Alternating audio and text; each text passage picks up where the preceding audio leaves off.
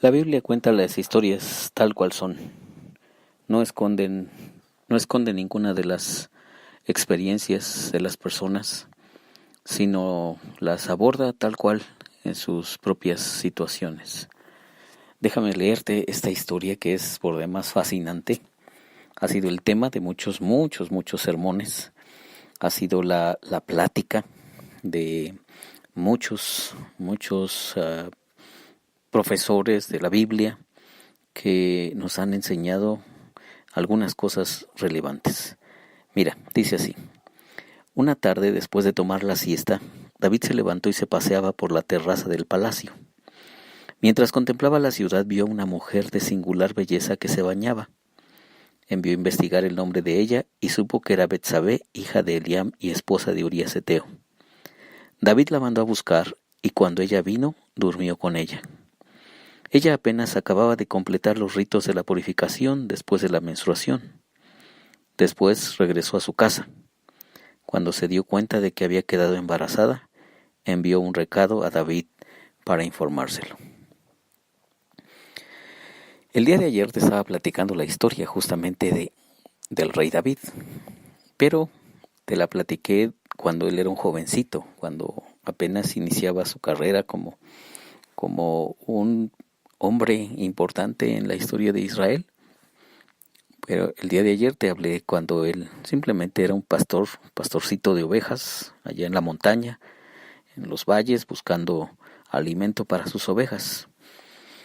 Pasan los años y entonces David se convierte en rey. Y dice aquí la Biblia que una tarde, mientras los demás reyes están en la guerra, David se sube a su terraza y ahí en el palacio ve una mujer muy hermosa bañándose y entonces pasó lo que tuvo que pasar. Dice el texto que mandó por ella y durmió con ella. Tuvo relaciones con ella y entonces sucede algo pues que no estaba en la agenda. La mujer queda embarazada. ¿Por qué te platico esto? Porque, como te decía, la Biblia no oculta ninguna de las verdades o de las realidades que pasan. David está catalogado como el dulce cantor de Israel. Ayer te hablaba de eso. El hombre que escribió tantas oraciones que muchos hombres y mujeres piadosas han orado a lo largo de miles de años. David escribió unos poemas preciosos que puedes encontrar en el libro de los Salmos y que eran las canciones o han sido las canciones que el pueblo de Israel y aún el pueblo cristiano, los cristianos cantamos a Dios. David está catalogado y fue llamado un hombre conforme al corazón de Dios. Pero este hombre conforme al corazón de Dios está pasando por una situación muy complicada en su propia vida. El autor de Samuel nos lleva prácticamente hasta dentro del palacio, hasta la recámara nupcial y casi con lujos de detalles nos dice qué pasó allí en la recámara nupcial del rey David. Ahora, esto es una crónica, es una historia, pero la Biblia no la enmascara. Al contrario, la desenmascara y la pone en evidencia. Y nos hace darnos cuenta que, como te he dicho a lo largo de estos devocionales, los hombres y las familias de la Biblia atraviesan por situaciones tan críticas como las del hombre moderno o las del hombre posmoderno. Entonces, como te decía hace un momento, sucede algo que no estaba en la agenda. Después de que David tiene relaciones con Betsabé, esta mujer queda embarazada y le manda un recado a David, le dice: ¿sabes qué? Pues que estoy embarazada. Ahora sí que ¿qué vamos a hacer? Ahora, lo siguiente que narra la Biblia es bueno, es tan crudo, ¿verdad? Es como si estuviéramos revisando la historia de de el Papa Alejandro VI, este famoso Papa de los Borgia, que cuando tenía unas cosas turbias mandaba a desaparecer a sus enemigos por medio de su hijo. O estamos hablando de algunos de los criminales de la mafia contemporánea. Dice que David se le ocurrió un plan pues, por demás maquiavélico. Esta Betsabé, la mujer con la que él tuvo relaciones, estaba casada con Urías, un soldado de David. Y fíjate lo que dice el rey David. David envió un mensaje a Joab: envíame Urías Eteo. Cuando éste llegó, David le preguntó cómo estaba Joab y el ejército, cómo se desarrollaba la guerra. Luego le dijo que se fuera a su casa a descansar y lo envió con un presente.